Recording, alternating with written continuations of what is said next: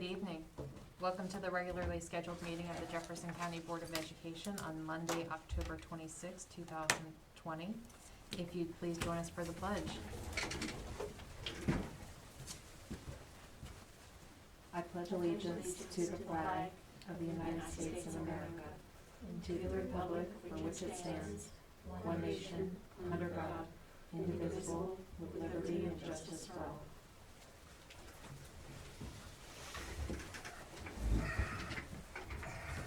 I really miss having our little friends here to lead that for us. Yeah. All right.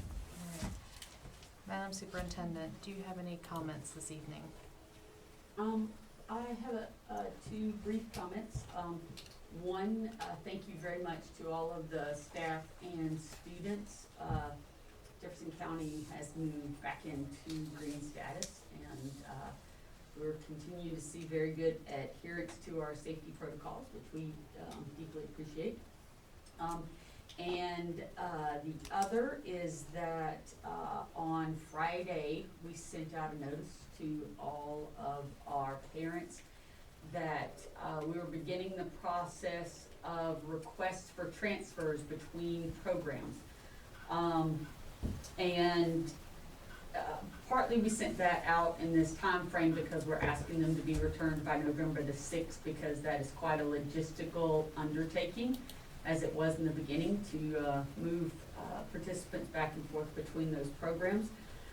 And lessons learned as we go through this pandemic, we wanted to ensure we had a lot of discussion about how that was going to work and what all of the possible permutations of that were.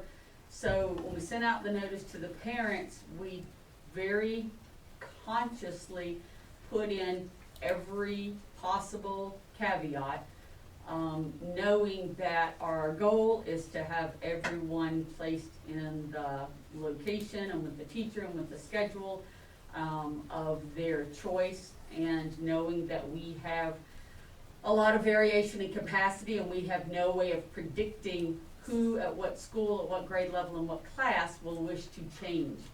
So in an abundance of caution and transparency, we provided that information. It has certainly caused some consternation among parents who understandably they wish, and rightfully so, believe that we had conveyed they could switch between programs, and they certainly can. But live and learn. We've learned that as we go through this, we cannot predict every single possible outcome. And so we put that out in the interest of full disclosure. Once those come in, we will be working through them. We have both an order of selection in terms of back at your home school with your assigned teacher, with your regular schedule, and a fairly seamless transition. There will be a large number of students that will be able to accommodate that way. And then, depending on class sizes and who has to move, there will be a number of permutations off of that. So we will be going through that process in the next several weeks, and we'll update the board on that. I also, as we had noted previously, with the board's responsibility to receive updates on our instruction and operations, Mr. Dilly and Ms. White will be giving a brief overview of sort of where we're at in each one of those arenas. So, Mr. Dilly. Thank you, Dr. Gibson, and it's good to see you again board this evening. I just wanted to provide you a brief update on some of the work that we've been doing in our instructional department. This year obviously has been a very unique year for many reasons, but I think one of the most challenging aspects has been all of the unknowns, and that's where we've found that an essential part of this is communications. And I just wanted to share with you, part of those efforts have been twice a month meeting with our school leaders, twice a month with our faculty senate chair people, weekly meetings with academic coaches, weekly meetings with coordinators, weekly meetings with our C&I team, as well as also one of the things that we have been doing, or as a critical element of those meetings, is just receiving feedback targeting support, resources, and problem solving. For example, one of the more recent problems that has been presented to us was this challenge or concern surrounding students with their cameras off while taking assessments and doing the work that they need to do. And so from that example, what we did is worked with our various team members here in Mrs. Sutton, put together some of the legal response around that and provided that to our school leaders and, so that they could share that information on with their staff so that they could work with families with their concerns surrounding privacy. The other thing, and I'll quickly just share this with you just so you can see some of the information without showing you the whole video, but wanted to just show you that one of the things that we have been actively doing is building a whole database of items. And so what we have here is Jen Rowan had put together a video surrounding how to basically create a virtual background so that you could either blur it in Microsoft Teams or create a virtual background altogether in both Zoom and Microsoft Teams, which is our, both platforms are currently being used in the system. Obviously, one of the things that we've been also planning and preparing to go is to go remote learning. On October 12th, we practiced this particular day, and we appreciate your support in doing that, because what it did is it helped us review and see where some of our preparations needed to be amended and worked through. But one of the things that we did learn quickly was that the challenge that some of our parents were facing is that a lot of our Google Classrooms, there was a lack of consistency. And so what we've asked our folks to do is to put their video links and their information as far as their email addresses and their office hours at the top of their Google Classroom pages, unless their school already had a standard developed for the entire school. And so we're confident that will improve some of the communication and finding some of the information so that parents won't be as frustrated as they are supporting their children in their learning. We also received some really positive feedback. We did pilot in several schools, and what we're calling an internet cafe, which was an invitation only, and we invited students in that were struggling, or maybe some families that were struggling, and those folks were supported that day and helped provide guidance and support. And what we're hoping to do moving forward is to provide some additional after-school tutoring options, some parent nights, and we've already, I think, had one last week with supporting access in the virtual environment. We're going to follow up with some additional ones of those. And we're also looking at expanding our cafe opportunities. Some folks, I'm sure, are concerned about, why did it take so long to put some of these things together? Well, part of it was capacity. We had to get our teachers over a certain preparation, and our teachers are a critical part of providing all of these services to our students, and we had to make sure that they were in a place that they could provide these opportunities. And we're confident now. We're seeing a lot of great evidence of folks stepping up to the plate like we expected they would, and really providing a high quality of instruction for our students. I think you all watched last meeting a video example of that, and we're hopeful that we're going to build a library from that and use those as training tools to help provide guidance not only for ourselves, but also looking at providing those to the local teacher prep programs at Shepherd and some of the other higher ed partners, because we want to show folks what it is like, because it is different to work in the virtual environment. Some of the other work that we've been also doing is right now we've been serving at our elementary schools programs.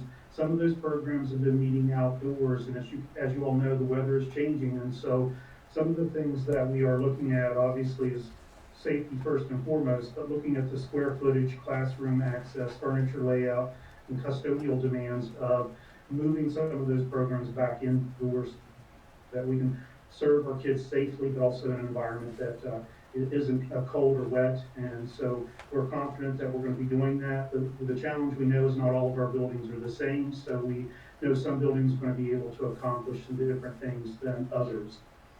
Another couple of highlights that I'll switch here to that I wanted to share with you is the student toolbox. This toolbox is something that our coaches, as well as several other folks, have been putting together,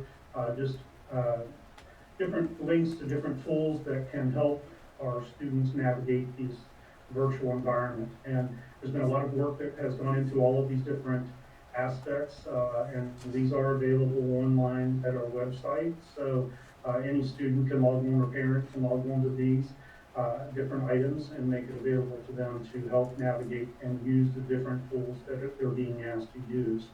Another component that we've been continuing to expand for our teacher's sake is our teacher toolbox.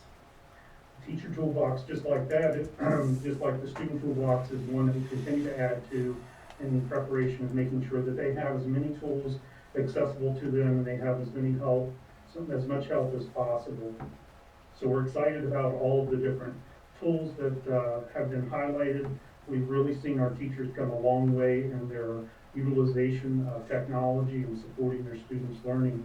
It's something that has become a necessity this year, but I think it has shown a great deal of potential in our folks, and we're excited where they may be headed.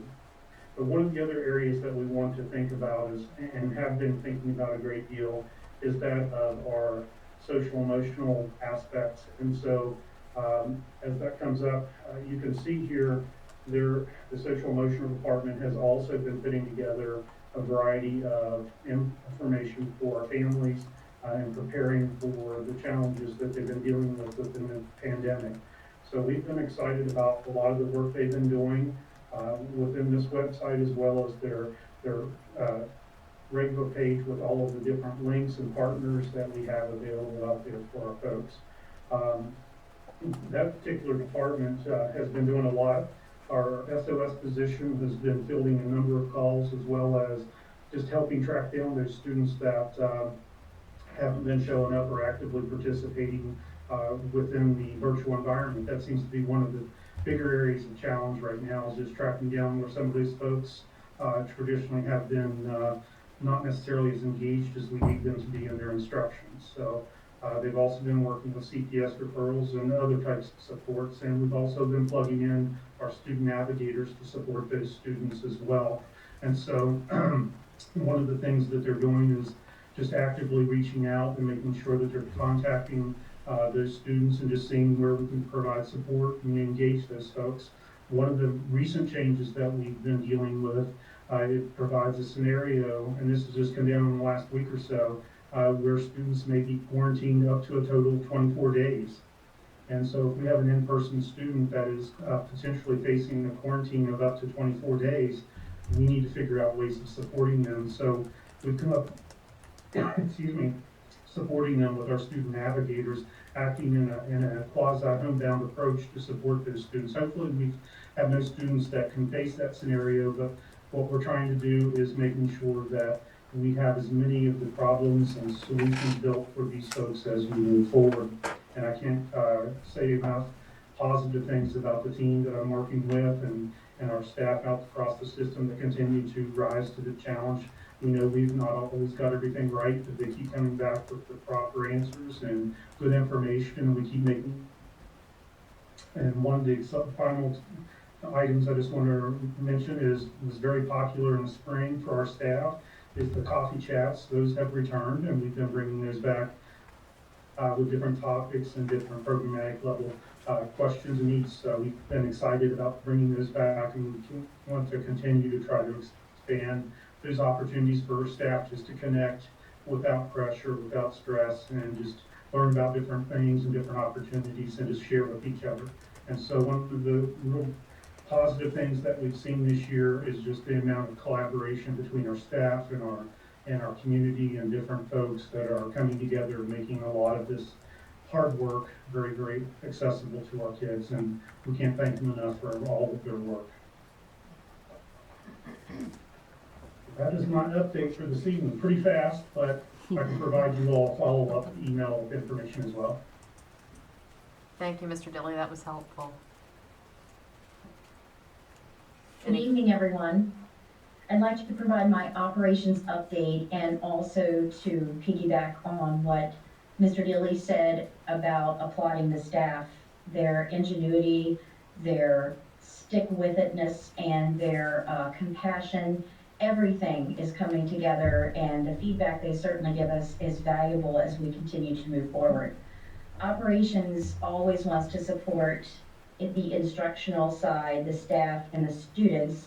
And we have a couple of exciting things going on the operations side, which we hope will enhance everyone's educational experience, Jefferson County Schools.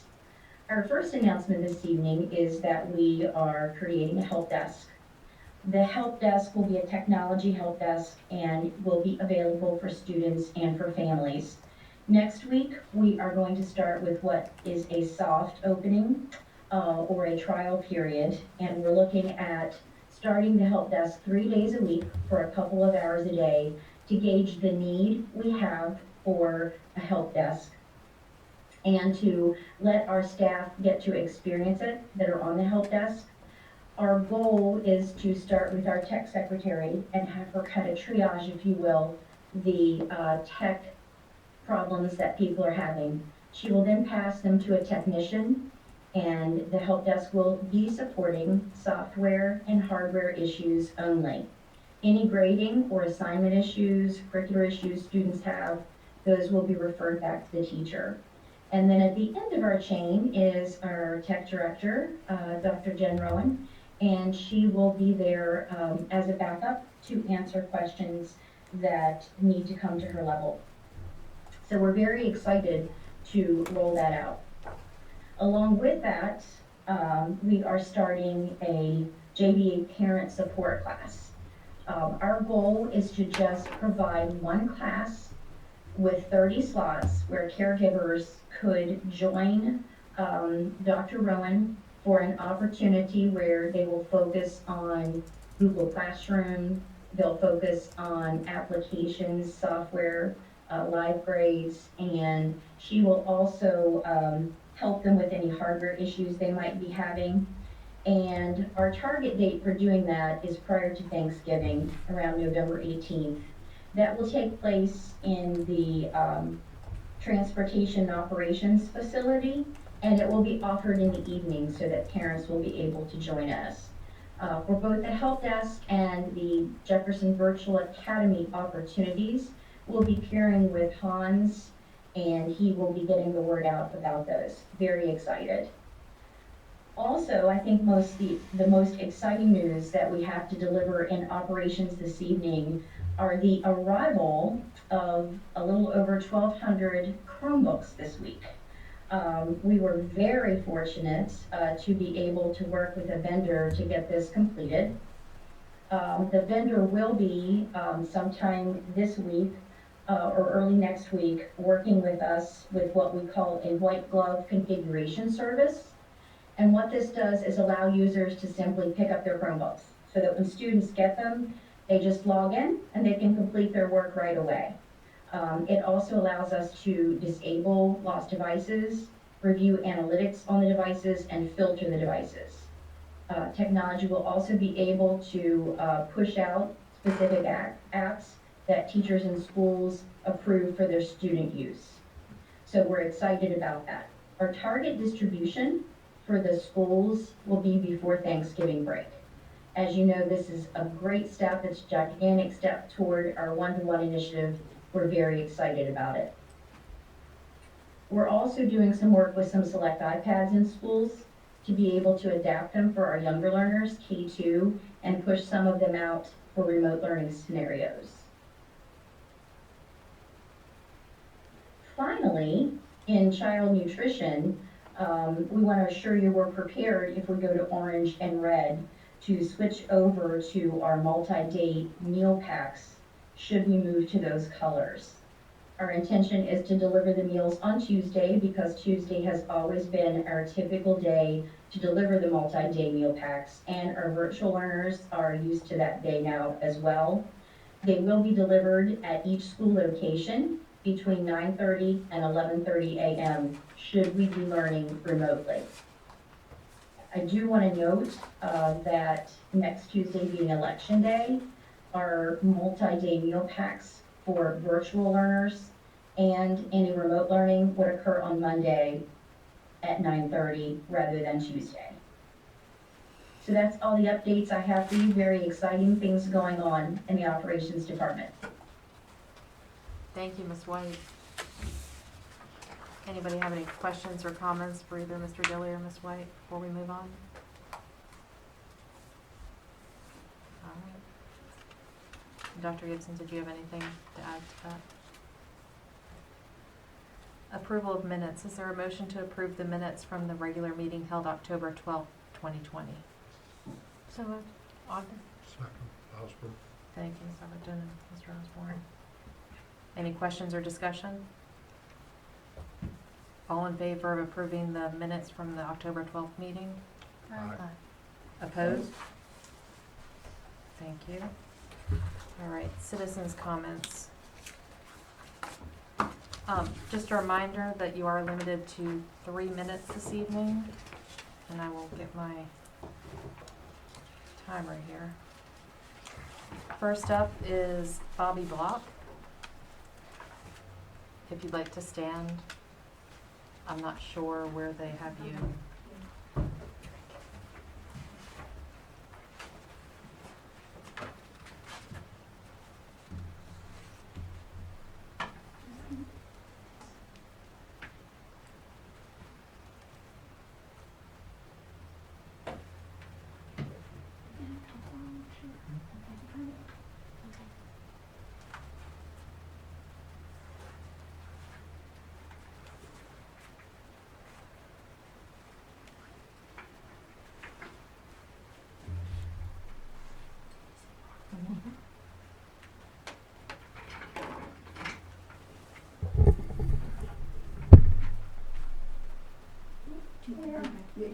She doesn't have to come back here. If you just want to stand right here next to it, ma'am, then this will record you. It'll be just fine.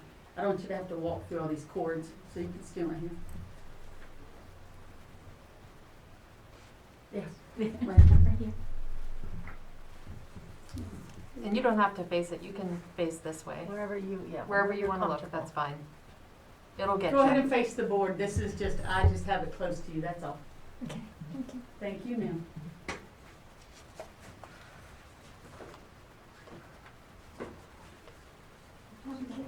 Yes, ma'am.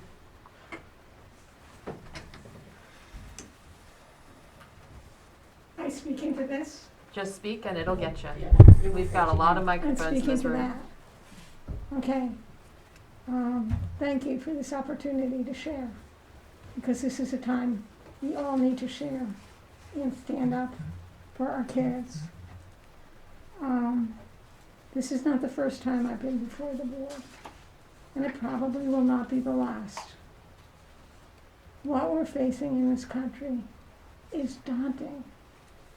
And unfortunately, in areas like West Virginia, it's even more daunting than we could ever imagine.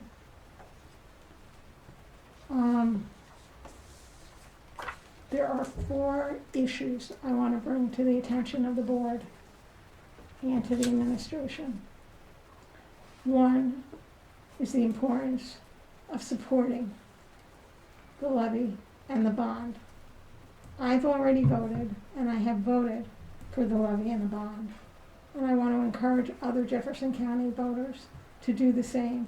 Our children deserve the funding, and our administration deserves the support of the finances. The second issue I want to bring to your attention, which I've brought to your attention before, is the pooling of water in front of North Jefferson at their campus. And it is very disconcerting, to say the least. Immediate correction is needed. I was just there this past weekend to check out what the situation was. And there was more than 6 inches of water pooling at the elementary school. Children can drown in 3 inches of water. So again, I urge you to look at the situation. I have sent pictures of the situation before, but this time I have pictures that I am hand delivering. And you will see that it is totally unacceptable. to have pooling water so close to a schoolyard. Our children need to be in safe environments.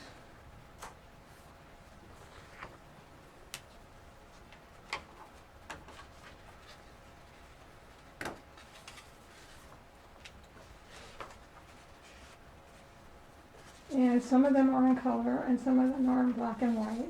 The black and white were originally sent to the board back in March and February. But I realize you've had your hands full starting in March. But now is the time to look at the situation and deal with it. Not to deal with it makes you culpable. It's either a sinkhole due to karst topography with rock wall construction, or it could be sewage leakage because of JUI. Ms. Block, Either industry needs to correct the situation, Ms. Block, and the BoE needs to put them on notice Ms. that Block, this needs to be corrected. Ms. Block, So that is a personal request on behalf of the children and the families that live in that area. Ms. Block, The third point and fourth point relate to COVID-19 and what the impact will be Ms. Block, in West Virginia and Ma'am. basically throughout the country. I'm sorry, your time is up. I can't hear a word you say.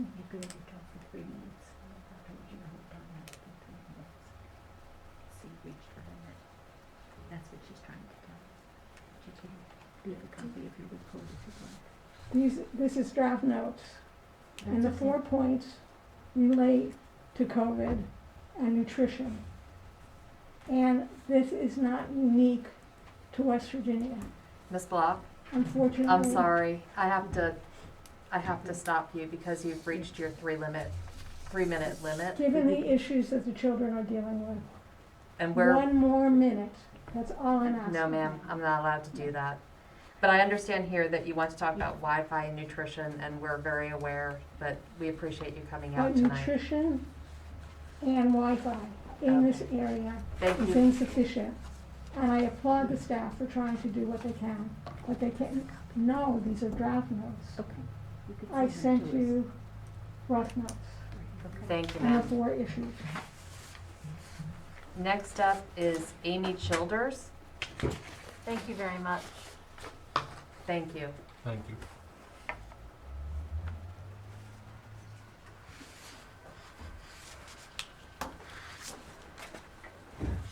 Ms. Childers, is she muted?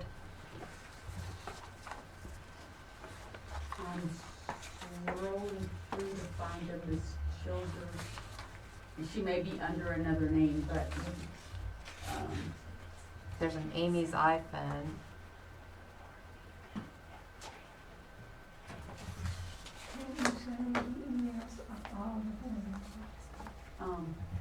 I sent her a request to unmute herself and she's not responded, ma'am. Okay. Hi, I'm not the one you're looking for, sorry. Oh, Thank you, ma'am. all right. Last call for Amy Childers. All right, moving on. Purita Fisher. Is Ms. Fisher I with us saw this her evening? earlier.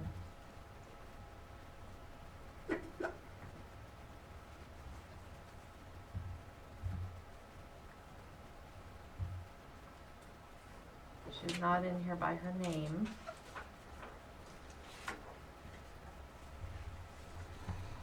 Ms. Fisher, if you're here, please turn your video on and jump up and down so we can find you. And she has the capacity to. Sorry, I'm here. Okay. Yay. I walked away for 1 second. You almost missed your turn. Oh, jeez. All right. Well, I appreciate you waiting. I just have Just a reminder that some you, concerns about, what I like to consider lack of communication and some transparency. I know you were touching base on this when you first started the meeting, but I didn't quite catch everything. But I'd just like some more detailed information as to what the process is for virtual K-2 should they decide to return to school. How, how is the decision being made as to where they will go, and it's first come, first serve, even if, let's say they go back and they're going to a different school, how does the transportation work, classes work? It just seems to be a lot of ambiguity surrounding this issue, which, was kind of on our plates, at this last week. I have some other questions too, but I will wait for that one. Well, unfortunately, we're not able to answer your questions, but if you have questions, I would go ahead and say all of it now, and then maybe Dr. Gibson could respond to you via email. Perfect. Also, what is the minimum amount of, if there is one, of synchronous learning time that are required of virtual teachers, if any? And then also, Mr. Daly spoke of consistency, yet recently we had a change from platforms from Google Classroom to Zoom. And I have spoken to some principals, and they've given me various, excuses and things. I just feel like we have done a disservice to our children by changing, and also to the parents because we weren't informed. I learned to change because my third grader said, "Hey Mom, I need to take this class on Zoom and I don't know how." So it's very upsetting as far as the communication. I mean, I get a robocall from Paige Jackson every Friday. I don't understand why something like that didn't go out. Hey parents, this is what's happening. So it's just very frustrating, the lack of information, or full information that I feel, the virtual parents are getting.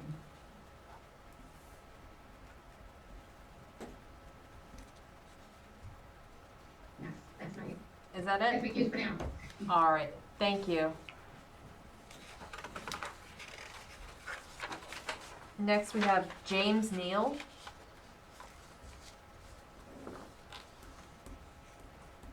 Mr. Neal, are you? Yes, I'm here. Okay. I have a simple question. It's like, so my son is in high school. He's in the driver ed class, and he is virtual right now. And reading some of your terms and conditions of switching, it kind of isn't very friendly for us to switch. And we also concerned about, you might go to another school. Are you going to provide busing because we both work? And how are you going to get transportation to another school if you go to another school? Other than the normal bus that comes and picks him up for his current school. I have a lot of questions, and like she said before, I don't think there should have been more communication sent out. Like, it's like, we got to decide by November, what was it, 3rd or whatever the date is. Why wasn't there something sent out a month ago saying it's coming up in the beginning of next month? Or I think it could be a couple more. You talked about transparency, but I think there could be a little more communications with the parents via normal channels, via the phone call, emails to the parents' emails. I know it's a hard undertaking because I've been working through this whole mess, and our rules have been changing weekly for the first 3 months, and it's really difficult as a manager making sure all your team members follow the rules. So you do have a huge undertaking, and I know you're doing the best you can, but I think you need to be a little more open and communicate a little better, and I hope you can do that the rest of the school year. But just simple things like if my son stays virtual, the driver education has either simulator or actually driving part. How are you going to accommodate the virtual students in that kind of situation? That's pretty much my questions, and I'm hoping that if you don't have an answer, you can publish something or send something out in the near future so we can make decisions. Thank you. All right. Thank you, Mr. Neal. And just to remind everybody that we're not allowed to answer questions or have a conversation at this point in time. we're only allowed to take your comments, and then hopefully somebody will get back to you via email. All right, next we have Casey Holloman. It was originally Heather, and now it's Casey Holloman. Good evening, this is Casey. Can everyone hear me? Yes, sir. Whenever you're ready, go ahead and start. All right, thanks for the time and the chance to ask questions. I'm sorry, I think we as parents probably thought that we were gonna get some responses to questions tonight, so I'll run through the questions, but I guess, should we email them to someone afterwards? Yes, sir. If you could email them to Dr. Gibson directly, that would be helpful. Okay, that'd be great. So just run through them real quick. Basically, will the students have the ability to review their schedules depending, prior to committing, whether it's, they're staying in virtual, moving from virtual into, in school, or vice versa, in school to homeschooling? Second question is, if the virtual kids, let's see here, if Val decides I'm sorry. If we decide to stay virtual, are the kids staying with their class and teachers that they have now? Third question would be transportation.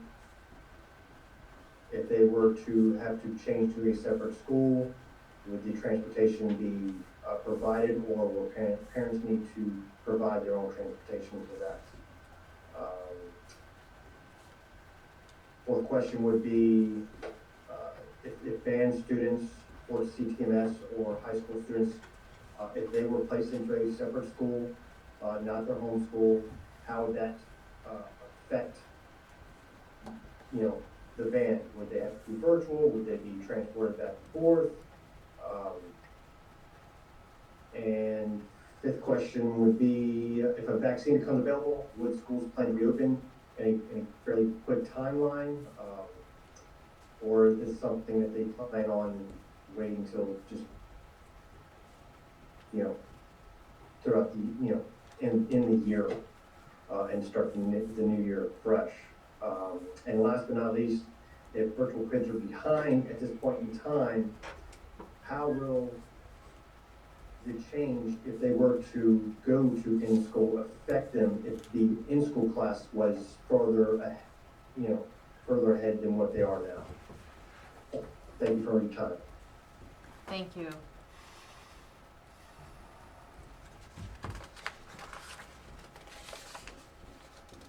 All right. And that's all of them this evening. Moving on to the consent agenda. And I see there are a few changes on the consent agenda. Yes, good evening. We do have some changes and some updates and some corrections to the agenda this evening. On the Human Resources consent agenda on line 1, we have a change in resignation date. Number 3, we have a correction to a title with a coaching position. On line 5, we have a correction to the school location. Line 6, we have a rescinding of a position. That's a deletion. Then on line 50, we have another rescinding of a position, which is a deletion on your notes.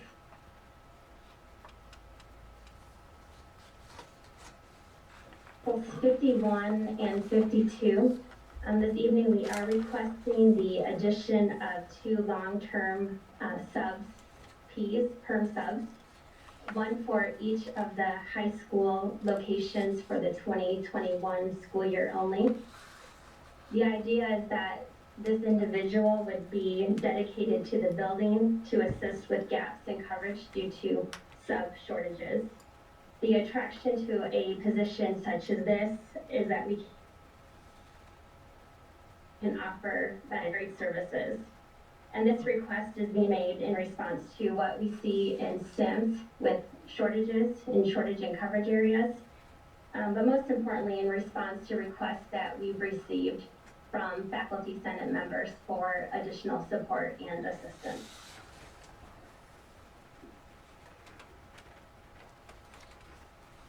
That is the human resources portion. And then on the superintendent section, we had some titling corrections that needed to be made on 16 through 19. They're not curricular after hours. These particular runs were middays.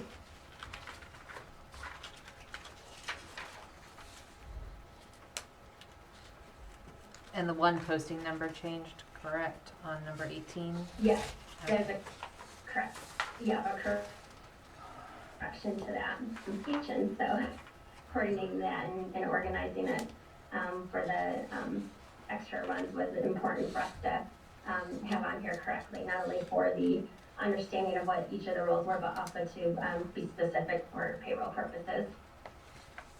All right. Thank you, Ms. Loring. And that's all of the changes? That's correct. All right.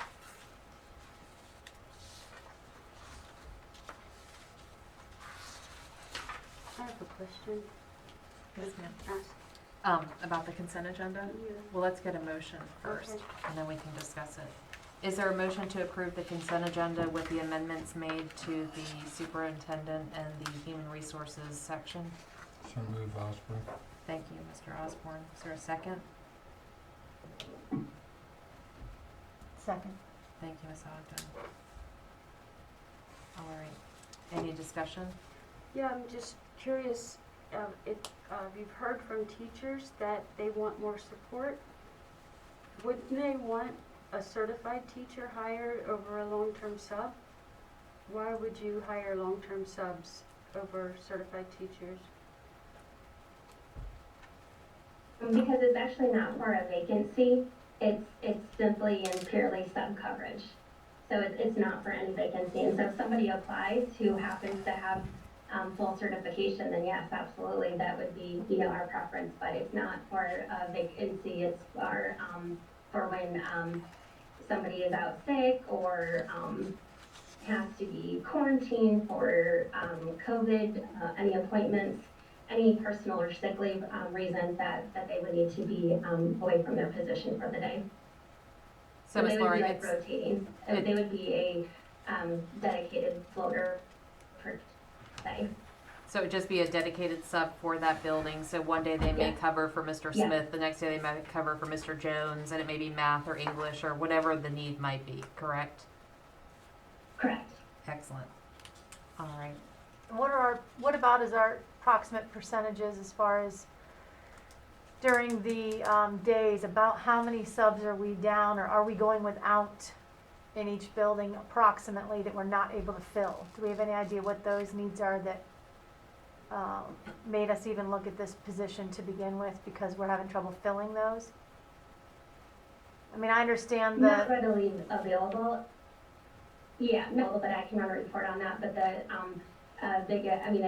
it's clear just in the number of positions that are not being picked up per day. So I can run a report for you to give you the specifics, but it's also largely driven by the faculty request. Amy, can you give us a report from the beginning of school to now on the number of subs that we have not filled? The number of subs. That we have not filled. yes, Okay. the number that has not been picked up. Okay. So jobs not picked up by subs. Right, the ones that they have to makeshift do something in the building to cover those classes.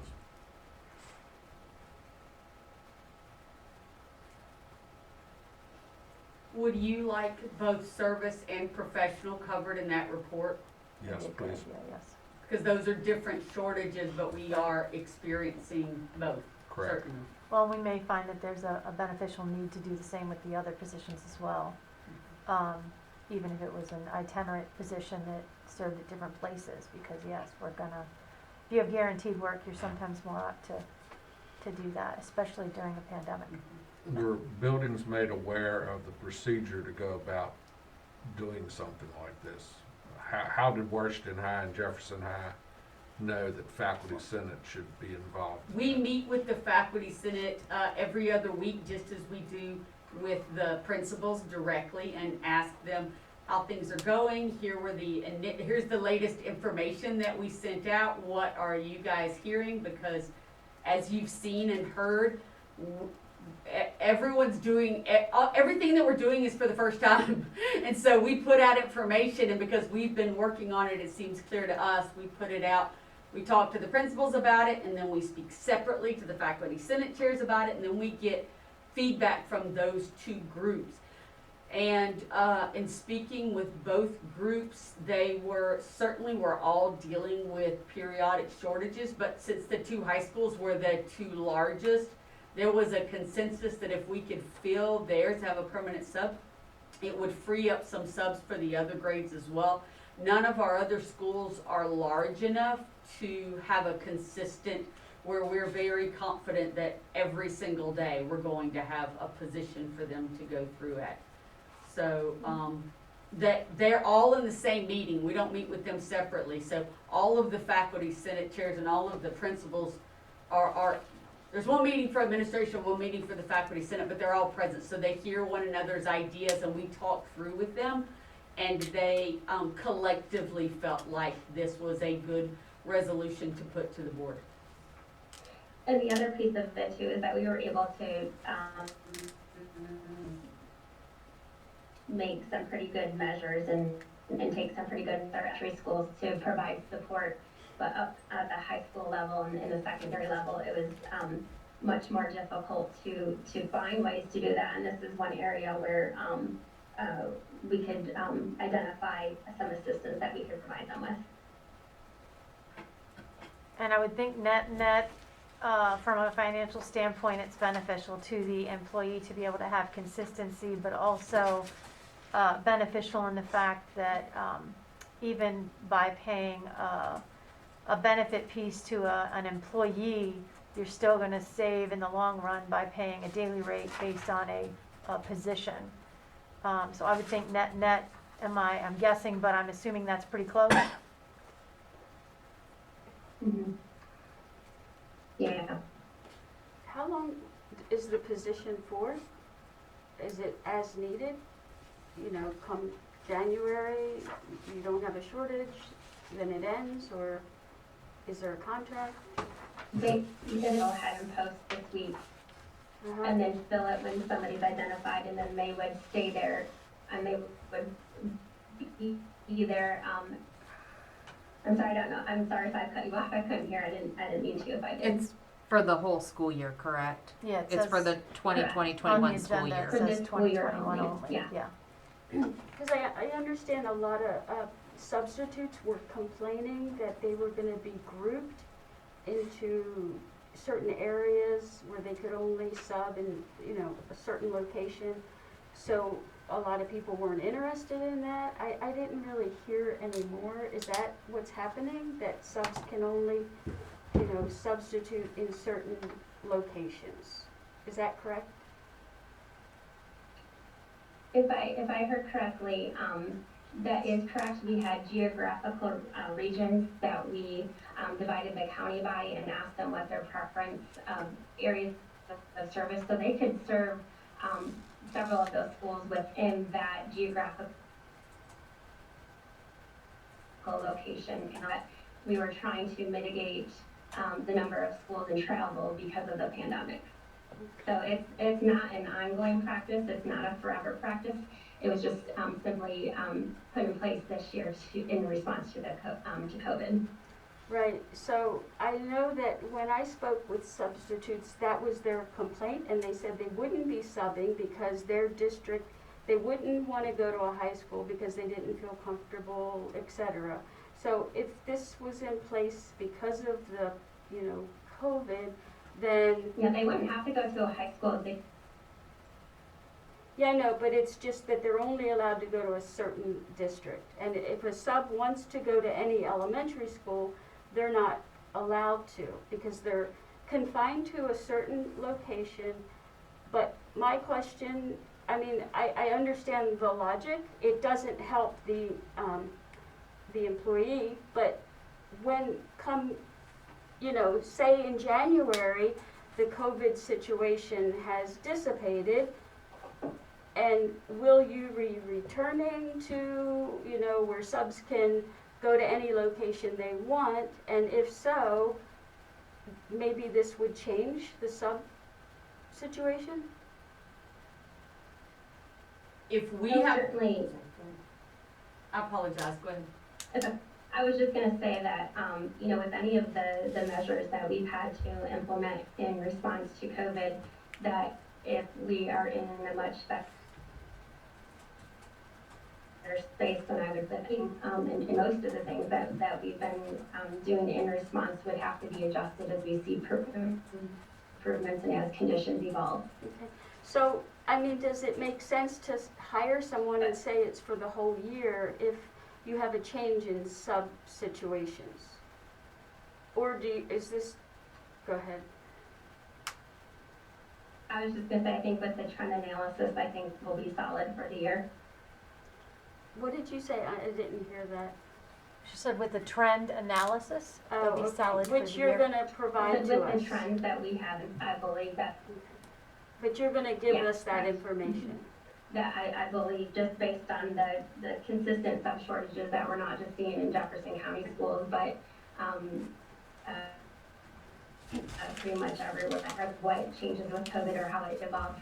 Yeah, I know, I understand. The gaps and positions that are not being filled, it would still be a benefit to the school. I understand that during COVID, you're having shortages. My question is, after COVID, what would be the situation? So if you're hiring a long-term sub, maybe after COVID, things would change. So with this trend analysis that you're providing, maybe you would provide something before COVID so that we can see the relationship.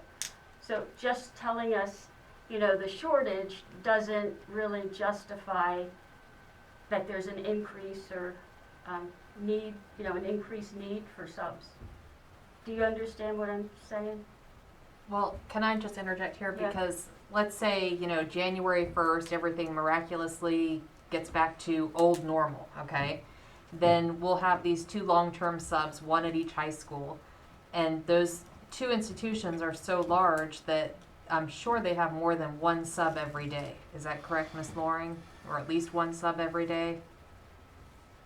Yes, that's correct. So that long-term sub would be the first person they would go to, and then if they need additional subs, then they would go down the sub list or however it's done, the process, to fill in the other substitutes. So, I mean, I don't think having those people there would be overkill if we went back to no COVID. They would also have the ability to go to feeder schools in that case as well, because there wouldn't be concerns about their movement between the schools. So between, a Washington high school and a CTMS, I bet we could not find a day in the last 2 years that both of those schools didn't need a single sub. And then when you drop back from that to the feeder elementaries, there's no way. But we could bring that. We did a presentation 2 years ago on our sub fill rates based on days, how much notice they gave us in advance, if you'll recall, because we had 100% fill rate if we had at least 72 hours in advance, and then 24, and then you call us the morning of and it dropped off. So we'll run that same data analysis only by school per days of the week. Could you just give a comparison from last year to this year, where there's a percentage increase in the need of subs, just out of curiosity? Yes, ma'am. If Although you're the already only thing that I providing- would say is that we may see some variations just because of virtual as well. Just the capacity that we have some of our, Well, you're also only gonna be able to do a part of the year for last year, because we didn't have Right, half, 'cause the we last didn't half have- of the year. So you might wanna look back 2 years or do fall to fall or something, I because would it just- isn't gonna even make any sense for that. I would just go through the months we've gone through, September and October, and compare September last year to September this year. Yes, sir. We can get that for you at the next board meeting. All right. Any other questions or discussions on the consent agenda? All right. All in favor of approving the consent agenda as amended with the human resources aspect? Aye. Can I ask what that means? Are you saying when we get the information? No. Just the changes that they redlined. Oh, okay. So, all in favor of the consent agenda as amended? Aye. Opposed? Thank you. All right, moving along, we have no unfinished business and no new business. So that brings us to possible executive session, and I do believe we have an executive session this evening with no action. You have an anticipated. executive session for personnel and no anticipated action, yes, ma'am. All right.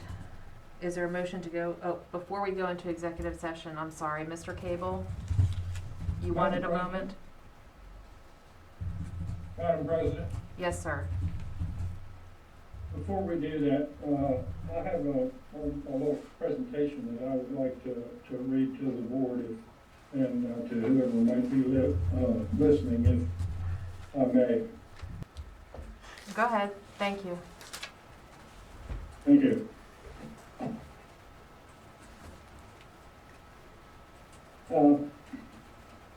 We're in the process of voting on the renewal of our excess levy that has been in effect for 74 years. First approved in 1946 and continued ever since. This will not increase property taxes. We are also being asked to approve the bond levy to allow Jefferson County Schools to finance building 2 new schools to replace 2 that are in dire need of replacement. One almost 100 years old, and the other about 50. Both buildings need extensive repair that would cost millions, as determined by architects. Plus, neither has room for any expansion. Any money spent on these buildings is spending good money after bad, as waste we cannot afford. Each of these new buildings will allow teachers much improved space and equipment to allow better learning environments. Both of the present buildings are well beyond service life and have to be replaced. I refuse to be party to counties in this state that are causing their students to be in schools that are entirely, that are literally falling down and are a constant danger to their students. These counties have many problems. Jefferson County does not. We have absolutely no excuse to refuse to provide adequate, safe schools for our students and the Jefferson County schools employees that work so hard to educate those students. The bond is the only way we have to do that, and it is the least expensive in the long run. It will allow our teachers to teach and our students to learn. That's what we're here for.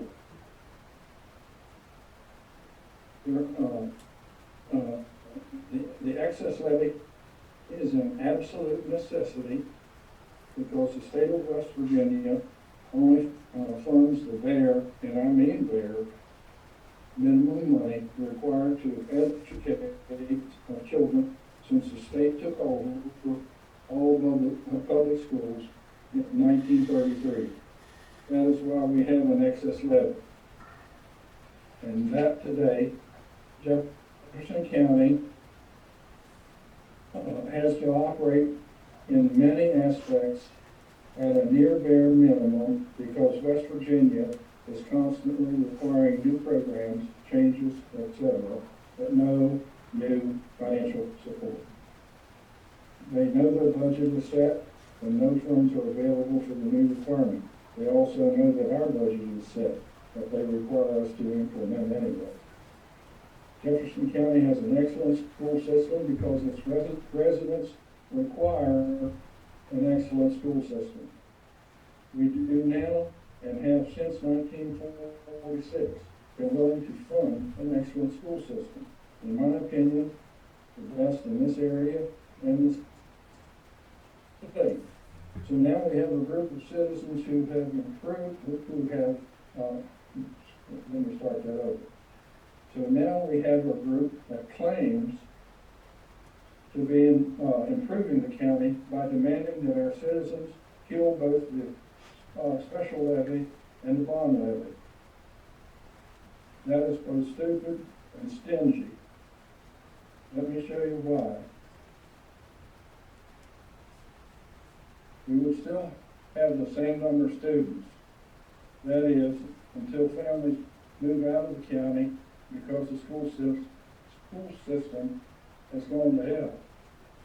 Everything, and I mean everything, not specifically required by state law would disappear.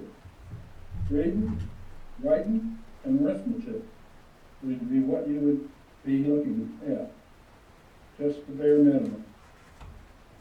Mostly, everything else would disappear, including a significant number of teachers and teacher support, because there would be no funding. Everything else that our parents and students want and expect in a modern school system would be gone.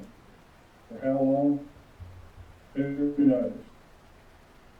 Keeping up our buildings and grounds and athletic fields would suffer.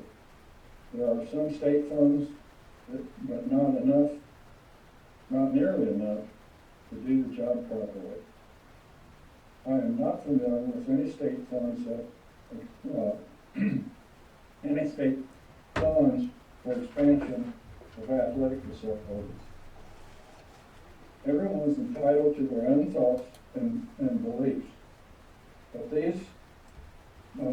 those promoting the defeat of these two levies are not thinking straight. Their mendacity will crush the best school system in this state, and I dare say in the surrounding counties. It would throw us back to 1933. And don't fool yourself. The state will not pitch in one penny, not one penny, to make up what we would lose. So please think about the education of our students, the very best we can provide, and the ability to keep growing better and better. Thank you. Thank you, Mr. Cable. Thank you. All right. Is there a motion to go into executive session? So moved. Thank you, Mr. Osborne. Is there a second? Second. Okay. Thank you, Mr. Cable. All in favor of going to executive session? Aye.